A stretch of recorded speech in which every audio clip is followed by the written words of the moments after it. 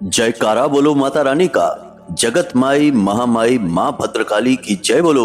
माता रानी के सांचे दरबार की जय बोलो। तो मकर राशि वालों, आप सभी का बहुत बहुत स्वागत है मकर राशि भिंड YouTube चैनल में। बंधुओं, जनवरी का यह महीना समाप्त हो रहा है और नया महीना फरवरी प्रारंभ होने जा रहा है। अब ऐसे में आपको करना है यह एक बेहद शुभ, पवित्र और ग्रहों के अनुकूल कार्य कि आपको कुत्ते को खिला देनी है यह एक छोटी सी चीज। बंधुओं, जब आप कुत्ते को यह एक छोटी सी चीज खिलाएंगे तो इससे आपकी कुंडली में इस महीने बनने वाली ग्रह दशाओं का आपको सीधा लाभ प्राप्त होगा। सबसे बड़ा लाभ आपको प्राप्त होगा शुक्र का और राहु का। शुक्र और राहु दोनों ऐसे ग्रह हैं, जब मिलते हैं तो जातक को रातों रात लखपति करोड़पति बना देते हैं। लेकिन यदि ये नकारात्मक हो जाएं तो जातक को कई तरह से कष्ट देते हैं, जैसे कि उसका धन दौलत सब छीन लेते हैं, उसके घर गृहस्थी में आग लगा देते हैं और जातक को नशेड़ी और यहाँ तक कि बहुत सारी गलत प्रवृत्तियों और आदतों में डाल देते हैं।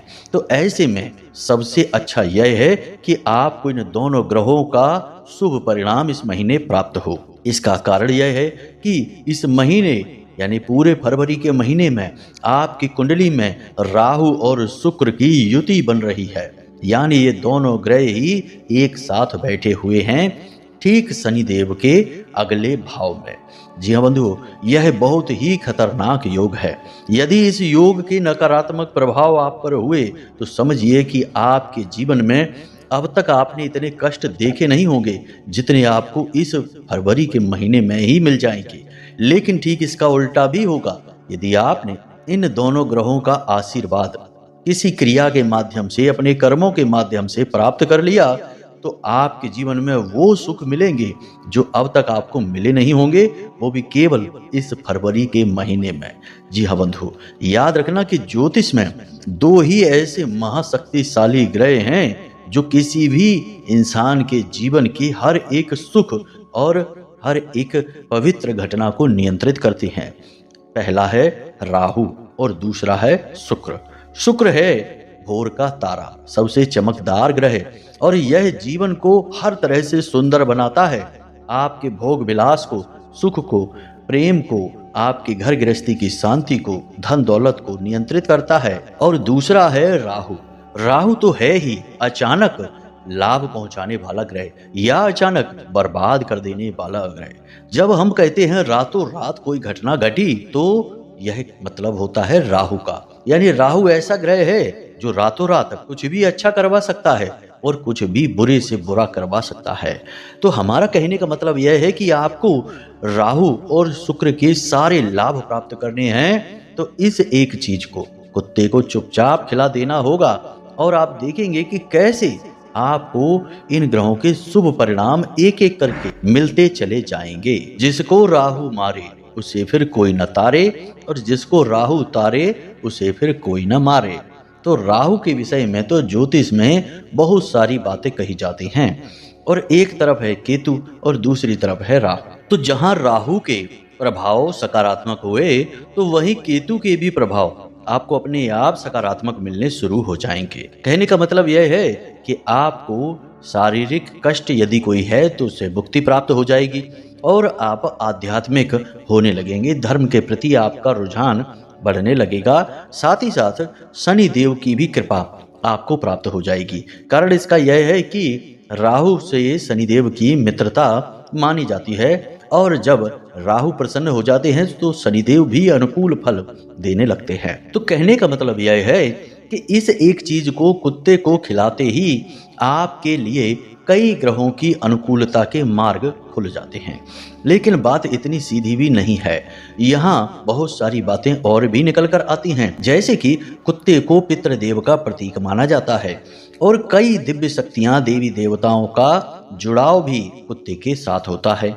अब जब आप अपने पितृ देवताओं का भी आशीर्वाद प्राप्त कर चुके होंगे, राहु, केतु, शनि और शुक्र का भी आशीर्वाद आपको प्राप्त हो चुका होगा, तो क्यों नहीं आपके जीवन में तरक्की होगी। जरा विचार करके देखिए। बाधाएं भी तो इसी प्रकार की ग्रहों की स्थितियों को नकारात्मक होने से जीवन में उत्पन्न होती हैं। तो जब आप इन ग्रह स्थितियों को अनुकूल बना लेंगे तो फिर आपके जीवन में सकारात्मकता क्यों नहीं आएगी? सोचने वाली बात है। तो बस कहने का मतलब यह है कि हर पल प्रतिपल ग्रहों की इस बदलती चाल का लाभ लेना आपको सीखना होगा। बिना इसके आप केवल मेहनत करके यदि कर्म की शक्ति से कामयाब होना चाहते हैं तो आप भ्रम में हैं। अभी आपने समझा ही नहीं कि यह संसार चलता कैसे है, वरना हर एक कर्म करने वाला, मेहनत करने वाला लखपति करोड़पति क्यों नहीं बन जाता? आप खुद विचार करके देखिए। कहने का मतलब यह है कि आपकी मेहनत के साथ ग्रहों की चाल का भी तालमेल बनना बहुत अनिवार्य है। यदि ग्रहों की चाल अनुकूल है और उसका लाभ आपको मिल रहा है तो आपकी मेहनत पूरी तरह से सफल हो जाएगी। आप जो चाहे वह हासिल कर सकते हैं। याद रखना कि रामायण में भी एक जगह यह कथा आती है जब रावण ने सभी ग्रहों को एक ही सीध में हो जाने का आदेश दिया था, जब उसका पुत्र मेघनाथ इस संसार में आने वाला था, जन्म लेने वाला था, और वह सीध थी उसकी कुंडली का 11वां घर। तो इसका मतलब यह है कि रावण भी यह अच्छी तरह से जानता था कि ग्रहों की अनुकूलता जीवन को सार्थक बनाती है, और वह तो एक प्रकांड विद्वान भी था। तो इन बातों से आपको यह समझ में तो आ रहा होगा कि ग्रहों की अनुकूलता जीवन को आगे बढ़ाने के लिए, तरक्की हासिल करने के लिए, मन चाहे लक्ष्य हासिल करने के लिए बहुत अधिक आवश्यक है। तो इन्हें अनदेखी ना करें। जो बातें आज हम आपको बताने जा रहे हैं, इन बातों को पूरी गंभीरता के साथ समझें और हर एक बात को बारीकी से समझकर अपने जीवन में उतारें। ये आपके जीवन के लिए बनाई गई बातें हैं और पूरी तरह से शास्त्रीय पद्धति पर आधारित हैं, ज्योतिषीय आकलनों पर, गणितीय आकलनों पर आधारित हैं। तो आप यदि इन्हें नहीं देखेंगे तो फिर क्या देखेंगे, क्या समझेंगे? जब जीवन अस्त व्यस्त पड़ा है तो उसे ही पहले संवारना होगा, बाद में अन्य चीजों के विषय में विचार करना होगा। आपके लिए पहली प्राथमिकता है कि अपने जीवन को सन्मार्ग पर लेकर आइए, जहां आपके पास सभी सुख हो। पहला सुख है निर्मल काया, दूजा सुख है घर में माया, और ऐसे 7 सुख बताए गए जिसमें कि हमारा संतान हमारी आज्ञाकारी हो, जहां परिवार में सुमित रहती हो, शांति रहती हो, और ऐसे ना जाने क्या क्या। तो संपूर्ण सुख आपको प्राप्त हो, तब आप एक कामयाब जीवन जिएंगे। तो उम्मीद करते हैं कि आपने हमारी सारी बातें अब समझ ली हैं। अब आप गहराई के साथ ध्यान से इस कार्यक्रम को अंत तक अवश्य देखेंगे। चलिए बंधुओं, माता रानी को याद करते हुए इस कार्यक्रम की शुरुआत करते हैं। कमेंट बॉक्स में पूरे भक्ति भाव के साथ लिख डालिए, जय माँ भद्रकाली कृपा करो। एक बार नहीं 3 बार लिखना। महामाई इतनी दयालु है कि आपके ऊपर निश्चित कृपा करेंगी। इसी के साथ साथ बंधुओं, आपसे एक निवेदन है कि यदि आप इस चैनल कार्यक्रम पर पहली बार आए हैं तो इस चैनल को सब्सक्राइब कर लें। बगल में जो सब्सक्राइब का निशान है उसे अभी दबा दें। इसी के साथ साथ कमेंट बॉक्स में लिख दें कि मैं भी माई के परिवार का हिस्सा हूँ। ऐसा आप अवश्य लिखें। ऐसा लिखने से, चैनल सब्सक्राइब करने से आप महामाई के दिव्य परिवार के सदस्य बन जाएंगे, धाम से जुड़ जाएंगे, और फिर महामाई की सीधी कृपा आप तक पहुंच जाएगी, क्योंकि आप तो परिवार के हिस्से बन चुकी हैं। तो जल्दी से कमेंट बॉक्स में लिखिए, मैं भी महामाई के परिवार का हिस्सा हूं। फिर कार्यक्रम में आगे बढ़ते हैं। कब आप जीवन में तरक्की करेंगे, कब आपके जीवन में बाधाएं आएंगी, कब रोग आएंगे, कब दुर्घटना होगी, कब आपकी संतान होगी, कब आपका विवाह होगा, ये सारी बातें जानने का क्या तरीका है? अक्सर लोगों के मन में यह उत्सुकता रहती है। या फिर जीवन में इतनी उथल पुथल क्यों है, परेशानियां क्यों हैं, क्यों हर पल केवल और केवल टेंशन है, कोई भी काम कर लो उसमें कामयाबी नहीं मिलती है। इन सब का कारण बताना और उनका समाधान कहां से प्राप्त होगा? केवल एक ही मार्ग है, आपकी कुंडली। आपके पैदा होते ही आपके पूरे जीवन की कहानी ग्रह नक्षत्रों के आधार पर लिख दी गई है। आपके जीवन की एक सिंगल घटना भी उस कुंडली के दायरे से बाहर नहीं जाएगी। यदि आपको भी अपने जीवन में श्रेष्ठ मार्गदर्शन की तलाश है और जीवन की समस्याओं का कारण जानना है, तो नंबर हमने दे रखा है वीडियो में। इस नंबर पर फोन करिए। 10 बजे से 4 बजे के बीच कभी भी फोन करके अपनी डिटेल बताइए। एक छोटी सी दक्षिणा के साथ अपनी कुंडली का श्रेष्ठतम आकलन करवा डालिए। अब बंधुओं, ध्यान से समझिए, जब इंसान का समय बदलता है तो उसे अपने आचरण भी बदलने चाहिए। कुछ ना कुछ उसे अपने जीवन में इस प्रकार के कार्य करते रहने चाहिए जिसका उसे लाभ प्राप्त होता रहे, और जीव जंतुओं के माध्यम से चीजों को उपभोग कराकर हम बहुत सारे ग्रहों को अपने लिए अनुकूल बना सकते हैं। जैसे कि गाय को भोजन कराने से लगभग सभी ग्रहों के अनुकूल फल प्राप्त किए जा सकते हैं। फिर चाहे बृहस्पति हो, चाहे शुक्र हो, चाहे सूर्य हो या कोई अन्य ग्रह ही क्यों ना हो, लेकिन कुछ ऐसे ग्रह हैं जो गाय को संतुष्ट करने से, भोजन कराने से भी तृप्त नहीं होते हैं। उन ग्रहों को संतुष्ट करने के लिए कुत्ते का विधान शास्त्रों में दिया गया है। और पितृपक्ष में तो 5 प्रकार के जीवों को भोजन कराने की बात कही गई है, जिसे पंच बलि दान कहा जाता है। और इस दान का महत्व इतना अधिक है कि इससे जातक की 7 पीढ़ियां भी तृप्त हो जाती हैं, मुक्त हो जाती हैं। तो कहने का मतलब यह है कि जीव जंतुओं को भोजन करा के हम ना केवल अपने पाप कर्मों को काट सकते हैं, बल्कि नए पुण्य कर्म अपने लिए उत्पन्न कर सकते हैं, अपने प्रारब्ध को सुधार सकते हैं। जी हाँ बंधु, तो बस अब ध्यान से सुनिए। दोस्तों, अक्सर आपसे लोग जलते हैं, आपके ऊपर काली नज़र, बुरी नज़र, या फिर यूं कहा जाए कि आपको परेशान करने के लिए कुछ न कुछ छोटा मोटा उपाय, तांत्रिक टोटका क्रिया कुछ न कुछ तो करवाते ही रहते हैं। अब इसका नतीजा यह है कि आप हमेशा परेशान रहते हैं, हमेशा किसी न किसी प्रकार की उलझन दुविधा में आप फंसे रहते हैं। तो अब इसका समाधान क्या है, कैसे आप हर वक्त अपनी रक्षा कर पाएंगे? तो आपको हम बता दें दोस्तों, एक बेहद ही शक्तिशाली उपाय है।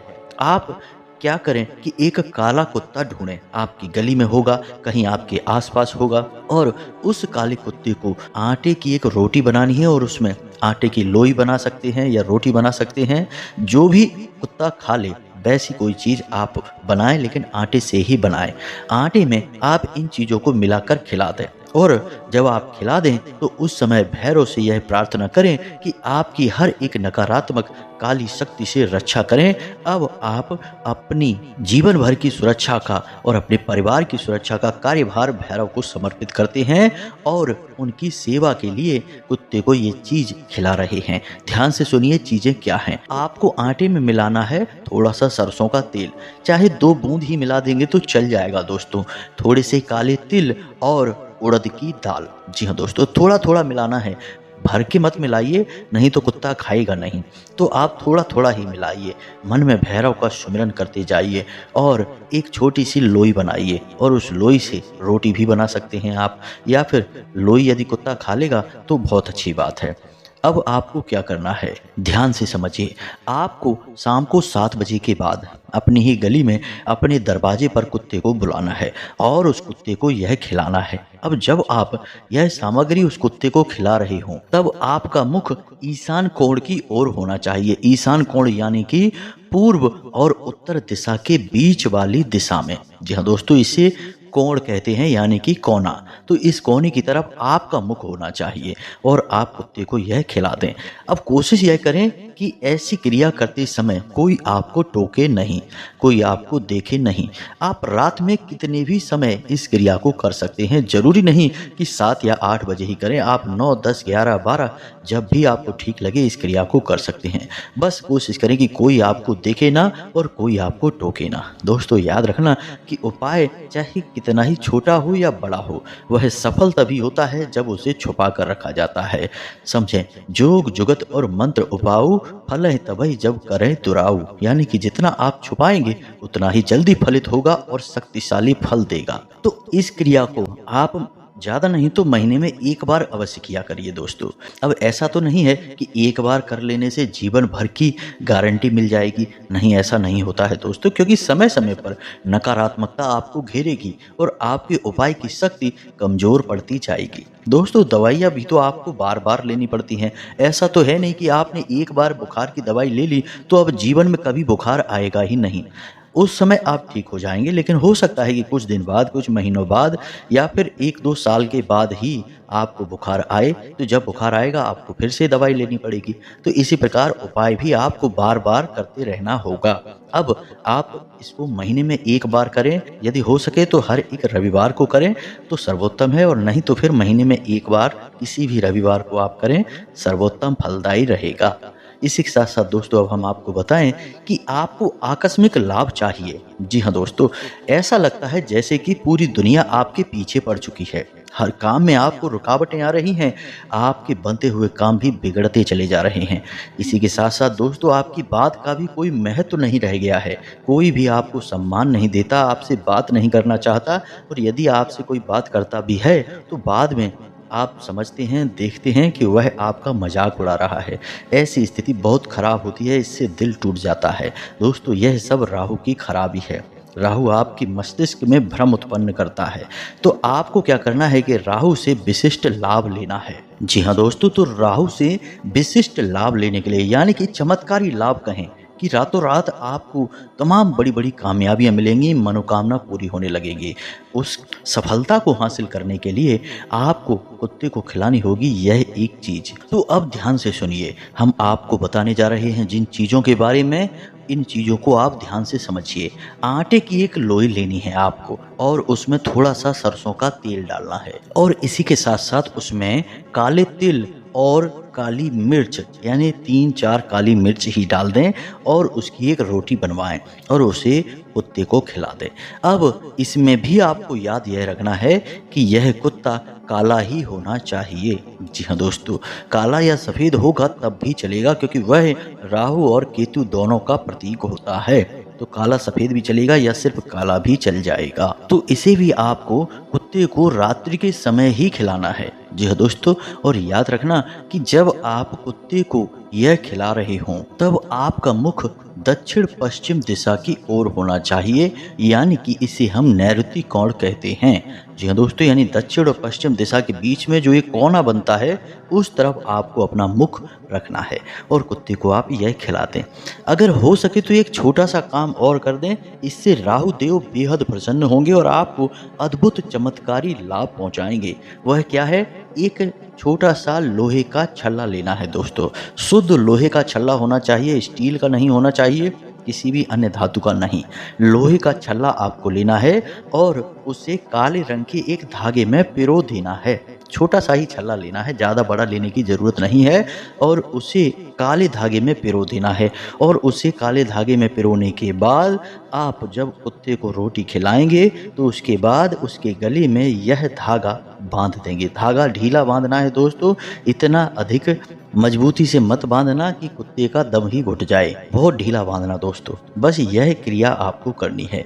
ऐसा करने से राहु देव बेहद प्रसन्न होते हैं और आपको बेहद ही शुभ परिणाम देंगे दोस्तों, इस बात की गारंटी है। अब यहाँ पर आपको ध्यान यह देना है कि 4 दिनों तक कुत्ते के गले में वह लोहे का छल्ला डला रहे, और उसके बाद आपको वह छल्ला उतार लेना है, और उसके बाद आपको वह छल्ला अपने दाहिने हाथ की मध्यमा उंगली में पहन लेना है, यानी कि बीच की उंगली में। जी हाँ दोस्तों, आप ऐसा कर सकते हैं कि बाजार से कोई छल्ला लाएं जो आपकी मध्यमा उंगली के साइज का हो, और उसी छल्ले का आप यह प्रयोग करेंगे। दोस्तों यकीन मानिए कि इस प्रयोग को आपको केवल एक बार करना है, इसका जीवन भर आपको लाभ प्राप्त होता रहेगा। कुत्ते को वह रोटी और वह सामान आप हर एक सोमवार के दिन खिलाएं। आप चाहें तो महीने में एक सोमवार के दिन भी खिला सकते हैं, लेकिन इस उपाय को आप जीवन में एक बार भी कर लेंगे तो आपका जीवन बदल जाएगा। ऐसे ऐसे लाभ आपको प्राप्त होंगे जैसे कि आपने कभी देखे भी नहीं होंगे, मन में कभी विचार भी नहीं किया होगा। जी हाँ दोस्तों, राहु को चमत्कारी ग्रह कहा जाता है, और यह रातों रात चमत्कार करने के लिए ही मशहूर है, या यूं कहें कि बदनाम है, क्योंकि लोग इससे डरते हैं। लेकिन इसके फायदे क्या हैं, इससे लाभ कैसे ले सकते हैं, इसके बारे में लोग नहीं जानते हैं। आप इसे हमारे कहने से एक बार करके देखिए। सारे विधि विधान को अच्छी तरह से समझ लेना, गलती मत करना, और याद रखें कि हर उपाय में एक ही शर्त है कि कोई आपको टोके ना और कोई आपको देखे ना। जी हाँ दोस्तों, इस बात का विशेष ख्याल रखना है, और सारे उपाय आपको रात्रि में करने हैं। अब रात्रि में उपाय क्यों किए जाते हैं, यह भी प्रश्न आपके मन में उठ सकता है। तो दोस्तों हम आपको बता दें कि हमारे हिंदू धर्म में एक विशेष मान्यता है कि रात्रि में माया का प्रभाव कम होता है। उस समय मानव यदि कोई साधना करे, कोई उपाय करे, कोई पूजा पाठ करे तो उसे विशिष्ट फल प्राप्त होते हैं। तो अब बात करते हैं तीसरे महा उपाय की, जो आपको करना है कुत्ते के साथ। पितरों से जुड़ा हुआ है यह उपाय। दोस्तों ध्यान दें, एक रोटी कुत्ते के लिए बनवाएं, और उस रोटी के आटे में आपको क्या क्या मिलाना है इसका ध्यान रखें। थोड़ा सा तिली का तेल मिलाना है आटे में, आपको चाहे 4 बूंदे ही मिल पाएं। थोड़े से काले तिल मिलाने हैं और थोड़ा सा गुड़ मिला लेना है। बस इतनी चीज़ें आपको उस आटे में मिलानी है और उस आटे की रोटी बनाकर आपको कुत्ते को खिला देनी है। याद रखें कि जब आप कुत्ते को यह रोटी खिला रहे हों तो आपका मुख दक्षिण दिशा की ओर होना चाहिए। इसी के साथ साथ दोस्तों, आपके घर का कोई पुरुष सदस्य ही इस रोटी को कुत्ते को खिलाएगा। अब जब आप कुत्ते को यह रोटी खिला रहे हो उस समय आपको अपने मन में भाव यह रखना है कि आप अपने पितरों को भोजन अर्पित करा रहे हैं या फिर आप पितरों की तृप्ति के लिए कुछ बड़ा उपाय कर रहे हैं। पितरों को समर्पित करें। कुल मिलाकर कहना यह है कि आप अपने पितरों के बारे में विचार करें, क्योंकि पहले देवता पितृ देवता होते हैं। तो यदि आप अपने पितृ देवता को प्रसन्न करके रखते हैं तो अन्य सभी देवी देवताओं की ऊर्जाएं आपका साथ देंगी, आपकी भक्ति सफल होगी। अन्यथा आप कितना ही हनुमान चालीसा पढ़ें, कितना ही भोले बाबा को जल अर्पित करें, आपका उद्धार नहीं हो सकता है। आपने कई लोग ऐसे देखे सुने होंगे जो लगातार मंदिरों में जाते रहते हैं, जल अर्पित करते रहते हैं, चालीसा पढ़ते रहते हैं, माला फेरते रहते हैं, तब भी उनके जीवन में लगातार कष्ट और परेशानियों की झड़ी लगी रहती है।